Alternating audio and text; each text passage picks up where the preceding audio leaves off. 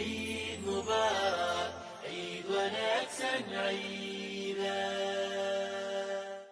waxaan dhammaan shacabka muslimiinta ah gaar ahaan shacabka Soomaaliyeed meel walba ay joogaan ugu hambalyeeynaya maalinta ciidda ah. waxaan leeyahay ciid mubaarak ciid mubaarak. ciidani waxay ku soo aadaysaa iyadoo adduunyadu ay la daala dhacayso sidii la isugu day lahaa in wax looga qabto cudurkan adduunyada aafeeyay ee loo yaqaan COVID-19, iyadoo dawladda Soomaaliyeed dhammaan hay'adahooda iyo shacabka Soomaaliyeed meel walba ay joogaan ay isu gurmadeen si looga hortago cudurkaas, ayaa weli haddana waxaa muuqata calaamadihiisii inay sii socdaan.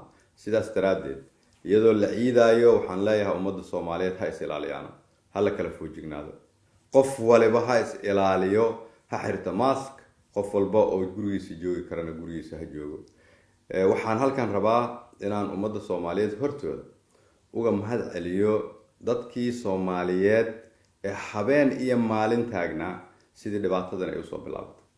waxaa ugu horeeya wasaaradda caafimaadka iyo dhakhaatiirta Soomaaliyeed, gaar ahaan dhakhaatiirta Soomaaliyeed ee ku afurayay isbitaal Martiini, u taagnaa inay dad Soomaaliyeed badbaadiyaan, aan arkin qoysaskooda, aan arkin caruurtooda, laakiin go'aansaday inay safka hore dagaal ka galaan, dagaalkaasoo la mid ah kan xabadda la isu dhigo.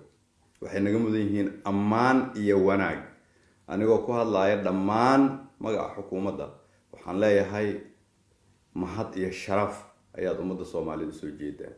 waxaan leeyahay abaal ayaa ummadda Soomaaliyeed idin haysaa, horumar ayaad gaarteen, inta idin dhimanna waxaan leeyahay dhammaystiran. ummadda Soomaaliyeedna waxaan leeyahay fadlan idinkoo mahadsan dhageysta fariimaha iyo talooyinka ay gudbiyaan dadka khibradda u leh sida looga hortago cudurkan. mar labaad waxaan leeyahay ciid mubaarak.